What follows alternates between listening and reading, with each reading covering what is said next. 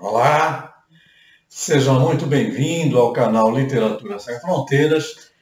Eu sou Antônio Pantiarelli e esse é um canal dedicado exclusivamente a falar de literatura e literatura de qualidade. Eu sou professor de literatura e crítica literária e nós estamos aqui no canal Literatura Sem Fronteira há mais ou menos uns 15 meses, tratando sobre grandes escritores, grandes romances, um conjunto da obra de um grande autor, mas sempre tentando trazer para você, para o nosso espectador, um trabalho de qualidade, literatura de qualidade. Hoje nós vamos concluir a nossa série de grandes autores japoneses, literatura japonesa, autores que ganharam o Prêmio Nobel de Literatura.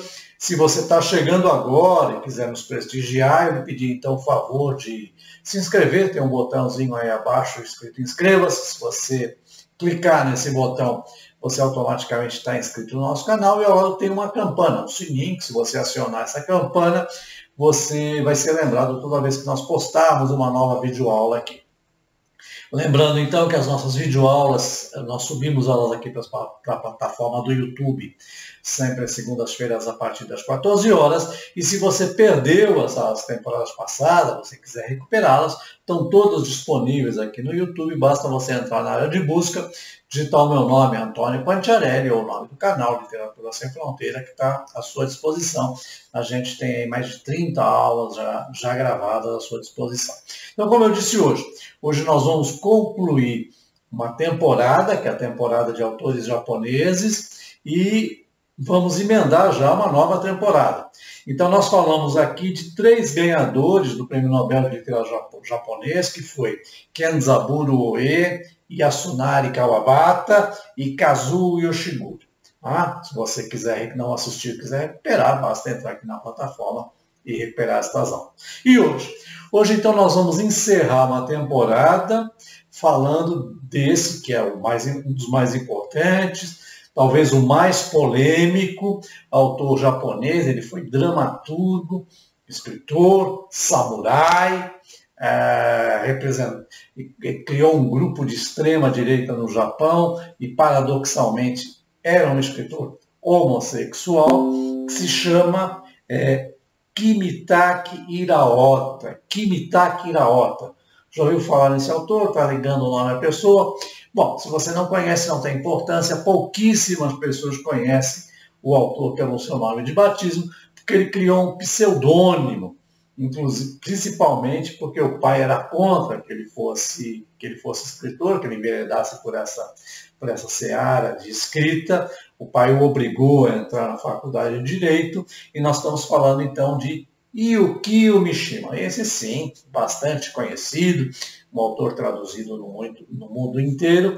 Ele vai então fechar essa nossa temporada de grandes autores e grandes romances da literatura japonesa, e com ele mesmo nós vamos começar uma nova temporada. Nós vamos começar uma temporada que eu não vou falar de 4 ou 5 autores considerados autores ou poetas malditos. Bom, professor, por que alguém é considerado escritor ou poeta maldito? Existem várias definições para esta, vamos dizer assim, categoria de escritores. Uns porque foram censurados na época em que eram vivos e que escreveram, ficaram alguns anos censurados para depois poder ser considerado, então, grandes obras. James Joyce, por exemplo, foi a obra dele, Ulisses, foi censurada na Inglaterra e nos Estados Unidos.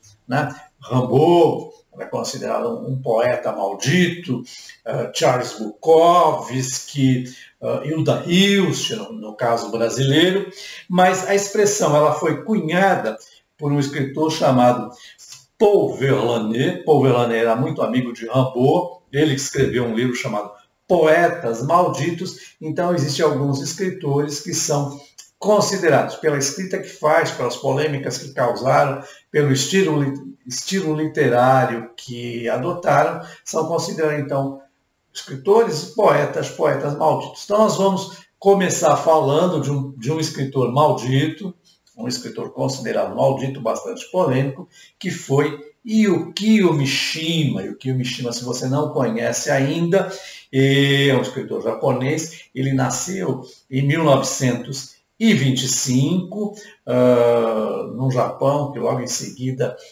mergulhou-se na Segunda Guerra Mundial, né? Hirohito, imperador, considerado por muitos, inclusive por Mishima, Deus, representante de Deus na Terra. Ele levou o Japão com o seu sectarismo para apoiar a Itália e a Alemanha de Hitler, a Itália de Mussolini, junto com o Japão formaram o eixo, então, que lutou na Segunda Guerra Mundial contra os aliados, capitaneados pela antiga União Soviética, pelos Estados Unidos.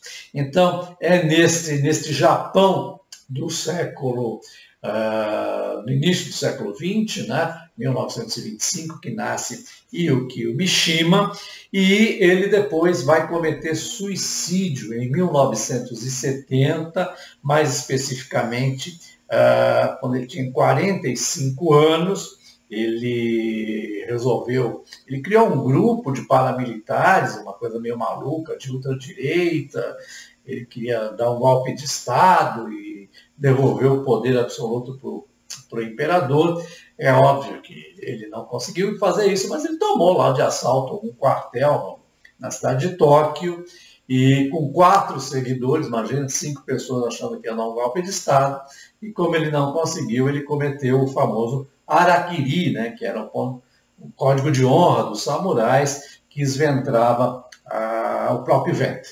Então é sobre esse autor polêmico, mas de uma escrita bastante refinada. Como eu disse, ele escreveu várias peças para teatro no, teatro kabuki, que são clássicos no Japão. Chegou a atuar como ator em alguns filmes também e deixou uma extensa obra literária. E para falar então de Mishima, eu escolhi 2 livros dele.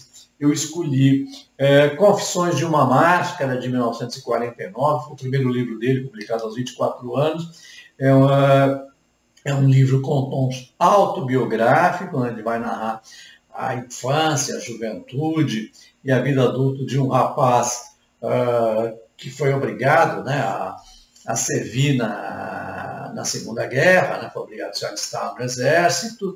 Era um rapaz homossexual que tinha que reprimir os seus desejos porque vinha de uma família bastante conservadora. Então é um livro com tintas autobiográficas, chamado Confissões de uma Máscara, de 49, e depois nós vamos falar desse outro romance aqui que se chama Cores Proibidas, de 1953, um romance, esse aqui é um romance de fôlego, com mais de 500 páginas, e nós vamos então conversar mais a miúde, nós vamos bater uma bola, trocar uma ideia aqui sobre Yukio Mishima. Se você não conhece ainda, eu espero até o final dessa videoaula despertar o seu interesse para a obra desse importante escritor japonês do século XX. E se você já o conhece, ótimo, a gente vai relembrar algumas histórias dele, vamos relembrar a historiografia dele, os romances, e falar mais a miúde desses 2 livros que eu escolhi, e vamos bater uma bola aqui então sobre Kimitake Hiraota, também conhecido como Yukio Mishima. Tranquilo? Está com tempo? Está comigo? Vamos conversar sobre literatura japonesa de qualidade. Itekimazu.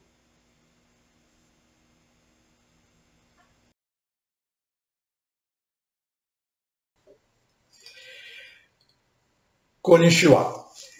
Estamos de volta então para continuar a nossa videoaula de hoje sobre Kimitake Hiraoka ou Yukio Mishima. Yukio Mishima é um daqueles casos em que o criador se sobrepõe à criatura, né?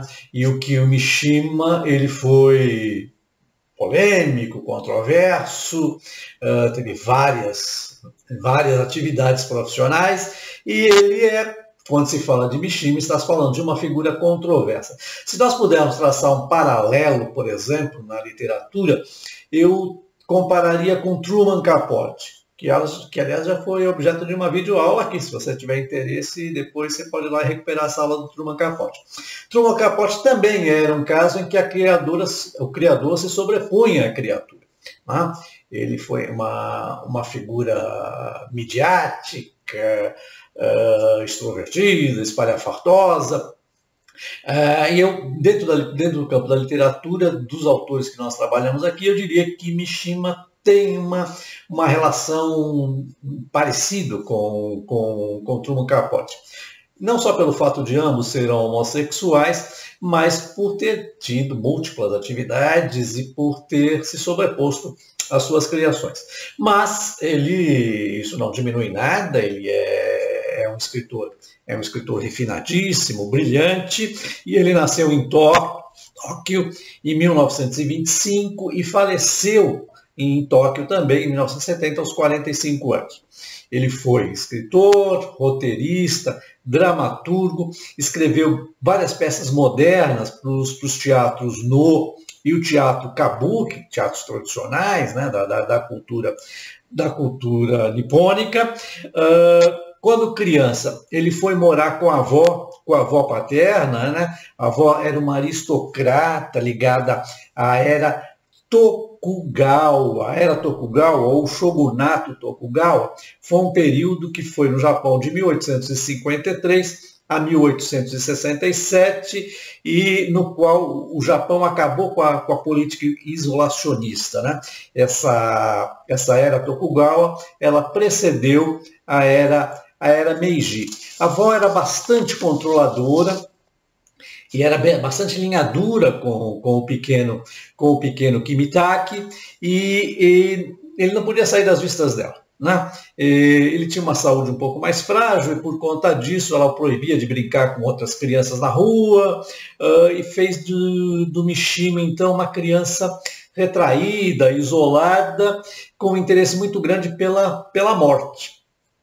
Quando ele completou 12 anos, ele voltou a morar com os pais, né? Foi estudar num colégio tradicional e começou a escrever suas primeiras histórias. O pai era um funcionário público, e por pressão do pai, ele foi estudar direito, né? Era uma exigência paterna. O pai não podia nem ouvir falar nessa história de ter um filho que enveredasse pela literatura. E é por causa disso, então, que ao escrever o seu primeiro romance, de 1949, sobre o qual nós vamos falar um pouco mais detalhadamente aqui, que é Confissões de uma Máscara, ele adota, então, o pseudônimo de Yukio Mishima, porque ele não podia, de forma nenhuma, peitar o pai, né, com suas convicções morais, vamos dizer assim. O pai era extremamente conservador.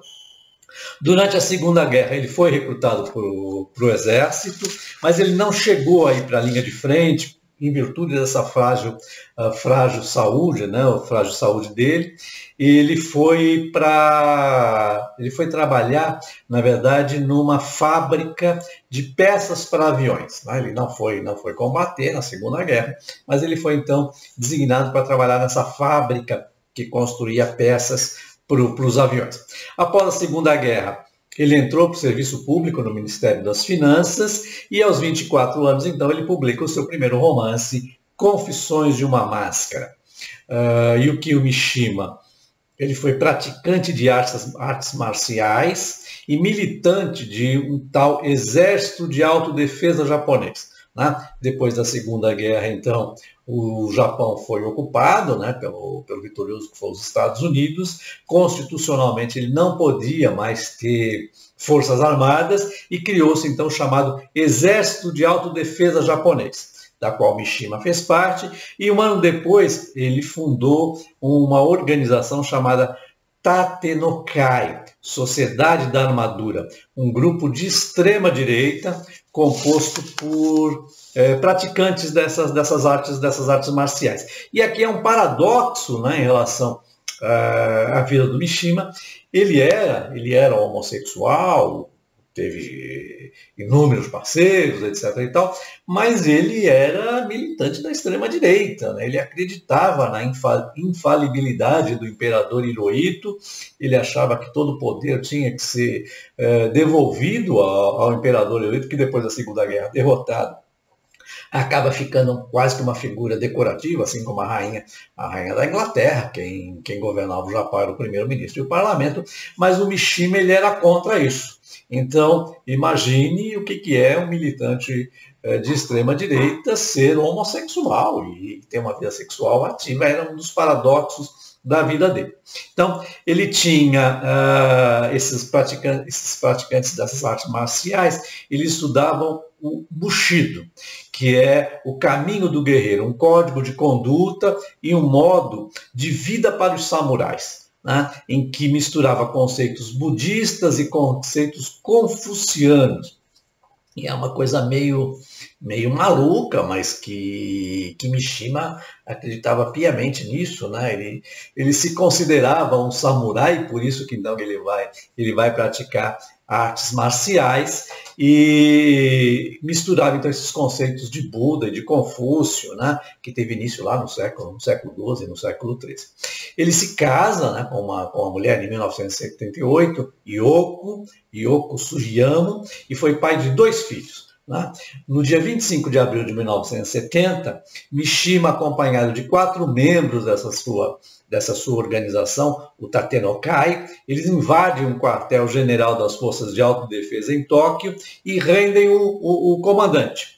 Mishima fez, então, um discurso lá na sacada, um discurso patriótico, né, reivindicando todo o poder para o imperador Hirohito, e óbvio, né, que ele não ia conseguir sucesso tentando dar um golpe de Estado com ele mais 4 cabras lá, né, quatro cidadãos completamente transtornados, e o desfecho foi que ele cometeu o ritual suicida, né, chamado seppuku, que também era conhecido como harakiri, que é o esventramento. Né? Ele pegou lá a espada do samurai e rasgou o próprio ventre. Então esse foi o desfecho, né, final, né, um desfecho trágico e carregado de uma carga de teatralidade muito grande, que era próprio do Mishima.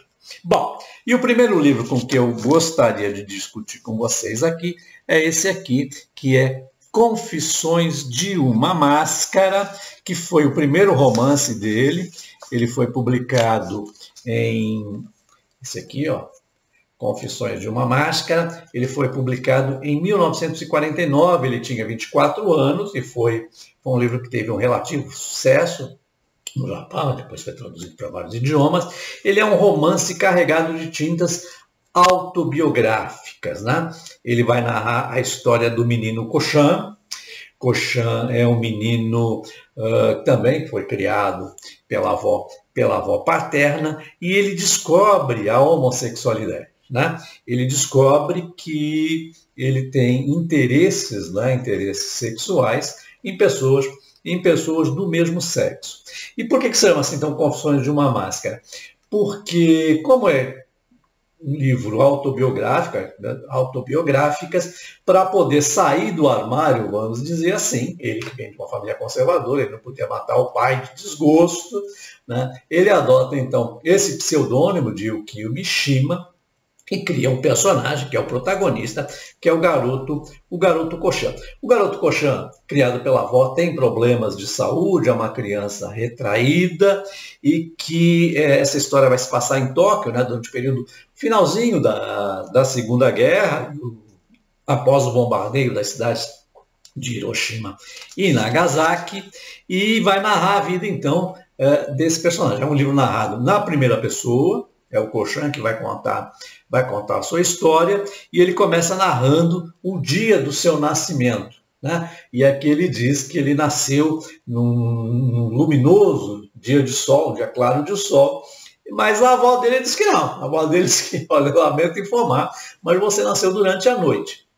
Então tem aí a história da ambiguidade. Será que essa personagem é confiável? Será que esse narrador é confiável? Será que ele está contando os fatos exatamente como os fatos ocorreram? Lembre-se que é uma criança, né? É um garoto que está descobrindo a sua sexualidade, e muitas das coisas que se passam na vida dessa criança, tanto pode ser fatuais, né? Podem ser verídicas, como podem ser coisas da cabeça da criança. A criança tem uma imaginação muito grande, então há essa questão de você confiar ou não nesse narrador.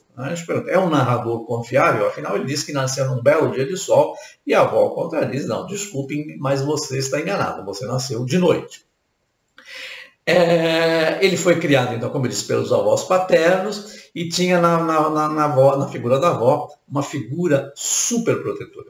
Esse menino ele é apaixonado por histórias de cavalaria, heróis de cavalaria, e até que ele descobre, então, um herói, né, um herói de cavalaria que ele admira muito, e ele passa a ter assim, desejos sexuais, né? Ele se excita a ver o herói de cavalaria, mas depois ele recebe um balde d'água, uma ducha de água fria, porque esse herói, porque ele estava se apaixonando nessa figura heróica, era na verdade uma mulher, era Joana d'Arc, né? Ele estava se apaixonando pela guerreira francesa Joana d'Arc. Ele vai então narrando essa sua paixão pelos heróis de cavalaria, o desejo dele ser um herói de cavalaria, e ao entrar na escola, então, ele vai se apaixonar por uma outra figura, aquela figura clássica do menino mais velho, do menino que comanda a turma, do menino que é o melhor jogador de beisebol do time, né? Lá no Japão o esporte popular era o beisebol, né? Então o menino é o melhor jogador, é o menino que manda na turma, é o menino que na hora do recreio lá monopoliza o balanço e não tem para ninguém o tira de lá porque ele é mais forte, e ele desperta então no Koshan o desejo sexual. O Koshan passa assim, a seguir o menino às vezes está sozinho lá no canto da escola, ele vai atrás, ele tem desejos ele espera que chegue o verão logo para que eles possam ir para o vestiário, né, colocar uma roupa mais leve, não sei o quê, na esperança de ver esse menino trocar de roupa. E ele vai então, nesta narrativa, ele vai contando as histórias dele com a avó, que ele vive até os 12 anos, assim como o Mishima, para depois ele voltar para a casa dos pais, e o envolvimento dele com o sexo oposto. Como se sabe, no Japão naquela época os casamentos eram arranjados entre as famílias, e há uma certa garota lá que é a irmã de um grande amigo dele, e ele não tem desejo sexual pela garota, né? Mas a garota acha que eles estão se envolvendo, e as famílias, num determinado momento, durante o irmão, manda uma carta para ele cobrando uma posição. Olha, meu filho, você está enrolando a minha irmã, quais são as suas pretensões, podemos marcar o casamento e tal. Então, é nessa toada que ele vai narrando biograficamente a sua infância e a sua juventude, as suas primeiras paixões, que eram paixões platônicas. Num determinado momento da história, ele demonstra uma paixão muito grande pela pintura, né? A figura de São Sebastião, aquele que morreu lá encostado numa árvore, flechado, né? Há ali uma erotização dessa personagem. O pequeno Koshan, ele tem desejos sexuais pela figura do São Sebastião, pela pintura, né? Uma pintura um tanto quanto erotizada, que mostra o São Sebastião de torso nu, apenas envolvido lá com uma espécie de cueca, né? Encostado numa árvore e com as flechas trespassando o seu corpo. Então, há ali uma erotização para o menino que sente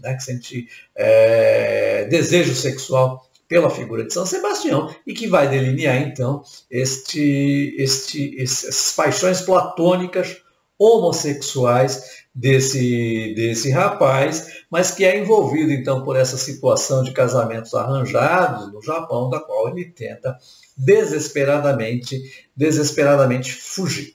Então, o romance vai nessa toada, é um romance narrado na primeira pessoa, como eu disse, e que tem, então, toda essa tinta autobiográfica.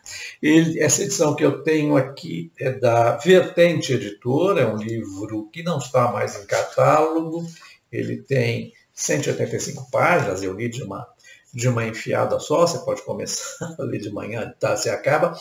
E se você tiver interesse, eu acho que você vai encontrar esse livro em sebo, né? Como eu sempre recomendo aqui, livros estão muito caros, né?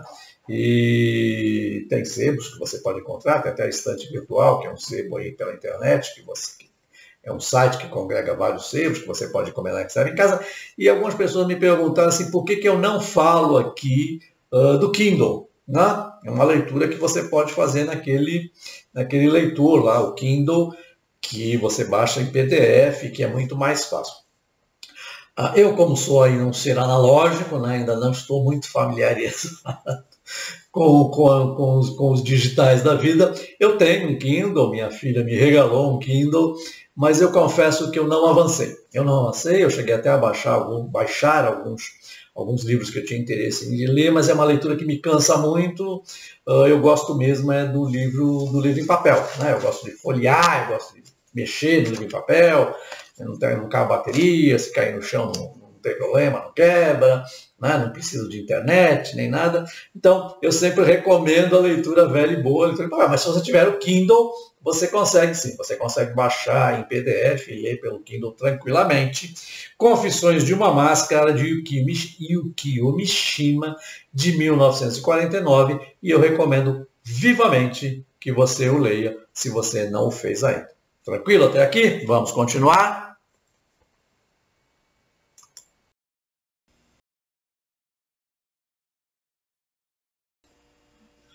Então, estamos de volta aqui hoje falando do escritor japonês Yukio Mishima. Só para lembrar, se você está chegando agora e quiser prestigiar o canal Literatura Sem Fronteiras, eu pedi então que você se inscrevesse no nosso canal. Tem um botãozinho aí embaixo chamado Inscreva-se. Se você carregar nesse botão, automaticamente você está inscrito, e ao lado tem um sininho, uma campana. Se você acionar essa campana, toda vez que nós subirmos uma videoaula aqui na plataforma, você será automaticamente lembrado, e assim você nos dá a honra de ser um inscrito no canal Literatura Sem Fronteiras. Somos poucos ainda, mas somos bons. Não é verdade? Não que eu seja bom, mas você me faz querer ser um cara melhor. Bom, tirando o lugar comum aqui, o outro livro do Mishima, sobre o qual eu quero conversar com vocês, é esse aqui. Chama-se Cores Proibidas. Um romance de fôlego. Esse romance, a edição que eu tenho aqui, tem 570 páginas.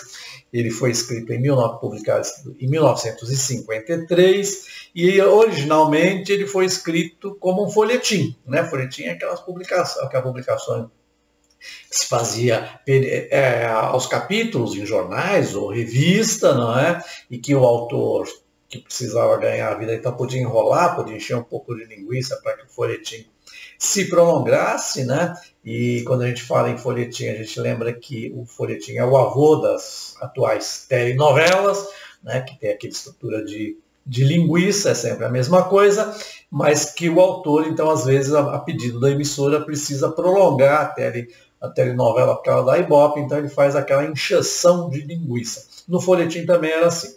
Bom, Cores Proibidas é um romance que foi escrito, como eu disse, publicado em 1953, e o que conta essa história de Cores Proibidas, professor? Esse romance ele tem como protagonista um autor. Né? Então, assim, é uma história de metaficção. Né? O protagonista também é um escritor velho já, mas já reconhecido, que é o Shunsuke. Ele tem várias publicações. Uma editora resolve fazer uma edição de suas obras completas para comemorar lá a idade avançada do senhor. E o Shunsuke é um homem que sofreu muito na mão das mulheres. Ele passou por 3 casamentos, né? Os casamentos não deram certo. A segunda esposa, por exemplo, ele flagra ela transando na cozinha com o leiteiro, né? Uma situação clássica onde a mulher o trai com o leiteiro, né? É um clichêzão, mas lembre-se que nós estamos falando de um folhetim. E esse velho autor, ele quer se vingar das suas mulheres. Né? A última namorada dele, que é a Yasuko, né? Ela resolve um belo dia lá, vai para a praia no verão, não conta nada, não conta nada para ele, e ele fica sem saber se a mulher o abandonou e tal, e ela é bem mais jovem. Ele resolve ir atrás, ele descobre lá o hotel e que ela está hospedada lá no litoral, e ele pega um trem e se registra no mesmo hotel, né? Pega um quarto no mesmo hotel, para seguir a namorada dele, e descobre que ela está com outro cara, né? Ela está com outro cara na praia. Um belo dia ele vai espiá-la lá na praia, e ele vê o rapaz saindo das águas. Assim, o rapaz é um verdadeiro sereio, né? É um homem belíssimo, né? É uma figura que chama a atenção por onde passa, é um belo exemplar do sexo masculino. Até ele fica meio assim impressionado com a beleza do rapaz, e claro, né, que o seu ódio mortal acaba se voltando, né, contra as mulheres em geral. Eu vou até pedir licença para você aqui para ler um trechinho, né, de como o que ele pensava a respeito das mulheres. Logo no começo do livro, ele diz o seguinte, abre aspas: as mulheres não podem criar nada além de filhos. Já os homens, além de filhos, podem produzir tudo. Criação, procriação e reprodução são capacidades estritamente masculinas. É uma verdade irrefutável que a gravidez feminina não passa de uma parte da educação infantil. A propósito, Shunsuke não tinha filhos, em parte por uma questão de princípios. A inveja feminina volta-se contra a capacidade criativa. A mulher que deu à luz o menino provará o prazer, no decorrer de sua educação, de uma doce vingança contra a força criativa masculina. Uma mulher só descobre o sentido de sua existência ao pôr entraves à criatividade. A sede de luxo e consumo é um desejo destruidor.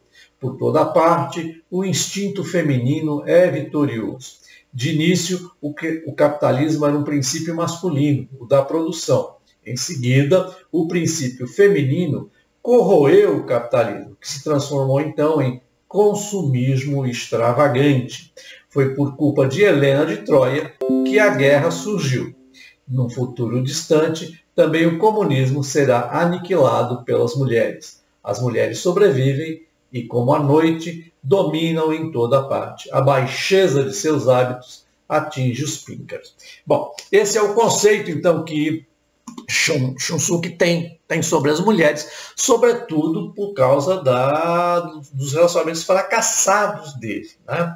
E ele fica, então, mais uma vez decepcionado, porque afinal ele descobre que essa namorada dele, a Yasuko, está lá com esse deus grego oriental, e se dividem no mesmo quarto. E ele fica realmente abatido. Num determinado momento, a mulher, a Suzuki, percebe que ele está lá, apresenta o rapaz que chama Yuki como, esse aqui é um amigo de família, de infância, não sei o que e tal, e voltam os três para o hotel, como se fosse a coisa mais normal do mundo. Shunsuke corroído pelos ciúmes por dentro. E à noite, o rapaz, o Yuki, vai bater na porta do quarto do Shunsuke, enquanto espera lá a mulher, a Yasuko, tomar seu banho. Ela vai demorar, tal. Ele vai lá conversar com o velho escritor, e ele acaba fazendo confidências para o velho escritor. Ele diz que ele está se preparando para ir embora, para voltar para casa, porque ele não gosta de mulheres, ele não sente atração física pela Yasuko. E fala, mas, bom, vocês estão juntos aí no quarto, como é que é isso? Fala, não aconteceu nada, a gente tem dormido com a minha irmã, porque eu sou homossexual, eu só me interesso por rapazes, não me interesso por moças. E Shunsuke vê aí a possibilidade, então, de se vingar das mulheres usando o Yuki. Vamos dizer que seria uma espécie assim de Cyrano de Bergerac, né? Aquela história do escritor, do Cyrano de Bergerac, que é um homem que tem o dom da fala, tem o dom da escrita, mas que é um homem feio, tem aquele narigão absurdo, e ele encontra um outro cara lá que é bonito que vai dar voz à inteligência de Cyrano de Bergerac, E aqui você pode traçar um paralelo com essa história, porque Shunsuke vai utilizar da beleza de Yuki, né, e do fato do Yuki não se interessar sexualmente por mulheres para engendrar uma vingança assim contra as mulheres que o maltrataram durante a vida. E ele começa a vingança exatamente por Yasuko. Ele convence habilmente Yuki a pedir Yasuko em casamento. Há uma questão de dinheiro familiar, aí o Yasuko depende da mãe viúva, a mãe viúva acha que tem uma boa grana no banco, mas ela não tem essa grana, ela não tem nem metade do que ela imaginava. Então, o Shunsuke, que tem uma situação financeira bastante boa, ele oferece 500 mil ienes, não sei exatamente quanto era isso, né, mas devia ser um bom dinheiro na época, para o Yuki se casar com o Yasuko. Ele fala, olha, você se casa, não tem problema nenhum, você pode manter a sua vida homossexual fora do casamento, não vai interferir em nada, mas eu tenho planos para você e tal. E o Kyo aceita, então, este jogo, né, essa história que o Shunsuke lhe propõe. Ele acaba casando com a moça, né, para a felicidade da relação, era o que a moça e a família queria, e ele vai, então, se sentir, depois de casado, meio que liberado para viver as suas aventuras homossexuais. E ele vai, então, por orientação do Shunsuke, ele vai frequentar um bar gay chamado Udon, né, um bar onde os homossexuais japoneses, estrangeiros, tinham ali um ponto de encontro. Ele vai acabar mantendo relações homossexuais, mas ao mesmo tempo o Shunsuke vai escrever um roteiro, né? Vamos dizer assim que o Shunsuke viu no Yuki a possibilidade de uma tela em branco para ele escrever um novo folhetim onde ele se vinga através da personagem do Yuki, que é um simplório, né? Só tem a beleza física, mas não tem um intelecto muito desenvolvido, e ele coloca mulheres que de alguma forma o magoaram para se envolver com o Yuki, ou seja, o Yuki vai seduzir algumas mulheres, às vezes a Madame Kaburaji, por exemplo, mulheres mais velhas, mulheres deslocadas, mulheres da sociedade japonesa, de destaque, etc. e tal. E é nesta toada, então, que se vai esse verdadeiro folhetim chamado Cores Proibidas. Na minha opinião, eu acho que o livro não precisava ser tão grande, né? Não precisava ter 500 e poucas páginas, ele podia ser mais enxuto, mas como eu disse, como ele foi escrito para ser, na verdade, um folhetim, o Mishima resolveu dar uma enchida de linguiça aí, de encher linguiça aí na história. Então, a história vai nessa toada do velho manipulando os cordelinhos, né? E o que é uma espécie aí de figura que é comandada, né? Um fantoche que é comandado pelo velho escritor, que afinal está pagando para ele lá a quantia de 500 mil ienes, e o Yuki, ele vai gostando da situação, porque afinal ele tem liberdade para tocar a sua vida, os seus relacionamentos homossexuais. Ele vai se envolver com vários homens aí nesse bar que ele conhece, ele vai se liberando, vai saindo do armário aí à noite fora de casa, e mantém então a vida dupla com o seu casamento de fachada com a Yasuko, que é, coitada, uma boboca, e que é a tradicional mulher tipo geisha japonesa.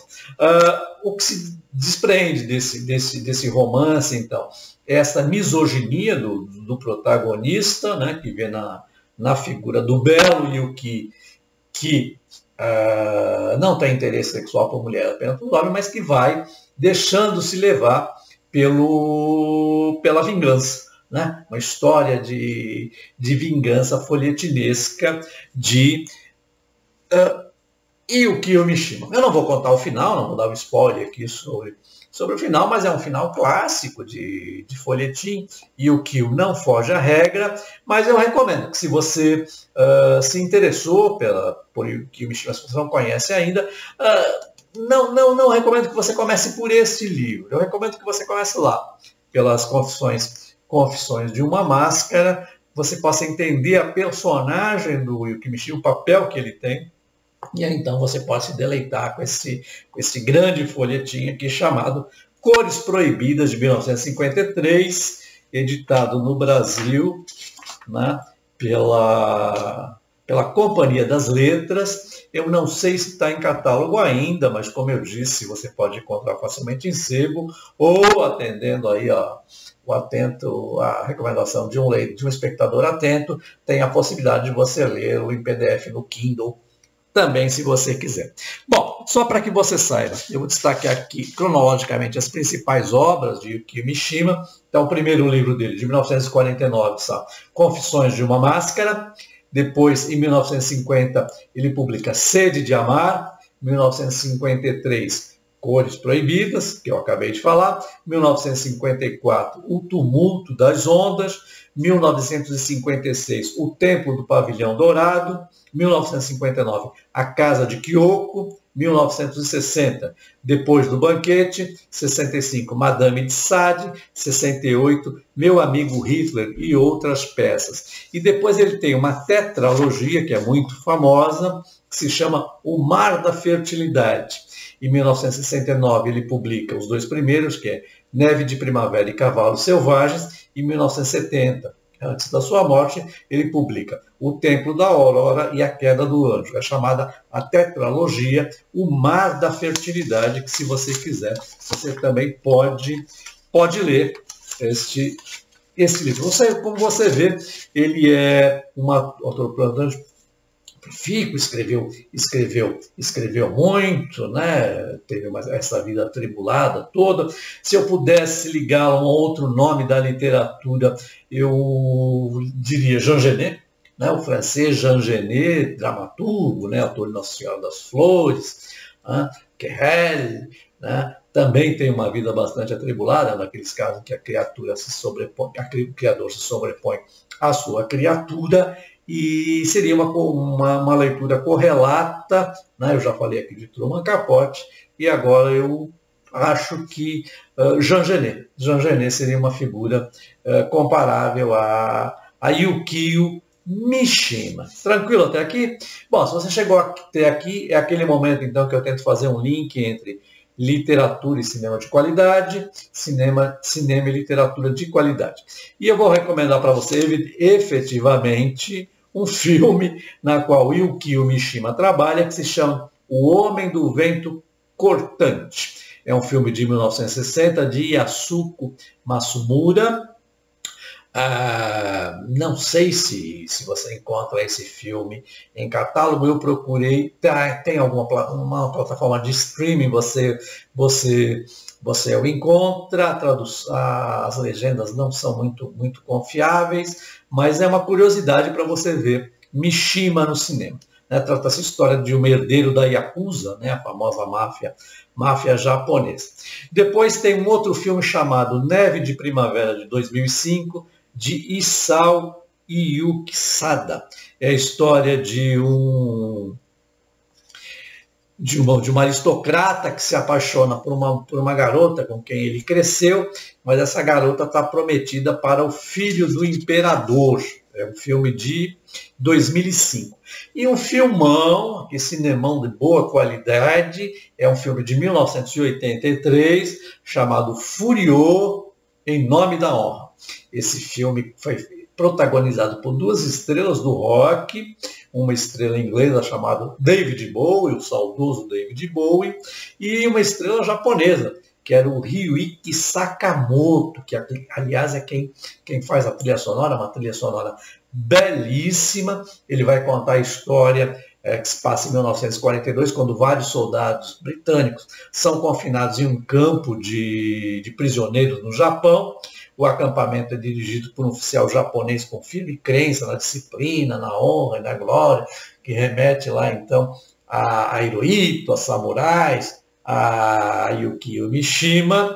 É um filmaço, então, de 1983, que esse você acha em plataformas de streaming, ou mesmo aqui talvez no YouTube, chama-se Furiô, em Nome da Honra. Filmaço que eu recomendo para você, então.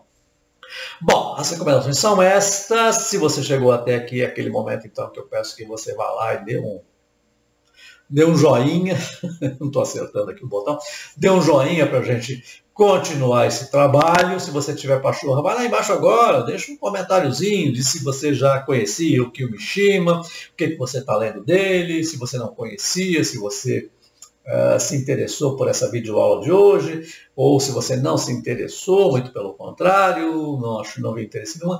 Esses comentários são importantes porque me dão um feedback para eu saber se eu estou no caminho, trilhando o caminho certo, né? Se vale a pena eu estar aqui toda semana falando com você sobre literatura, ou se nem por isso, é um caminho, né? Para eu ter um feedback sobre as minhas videoaulas aqui. Lembrando então que nós temos já 25 videoaulas aqui disponíveis na plataforma do youtube.com, tem várias temporadas para você maratonar, se você tiver interesse, basta você entrar na plataforma lá de busca, digitar meu nome, Antônio Panciarelli com 2 L's no final, ou o nome do canal Literatura Sem Fronteiras. Aqui embaixo também tem um caminhozinho por uma plataforma de vaquinha, né, de financiamento coletivo.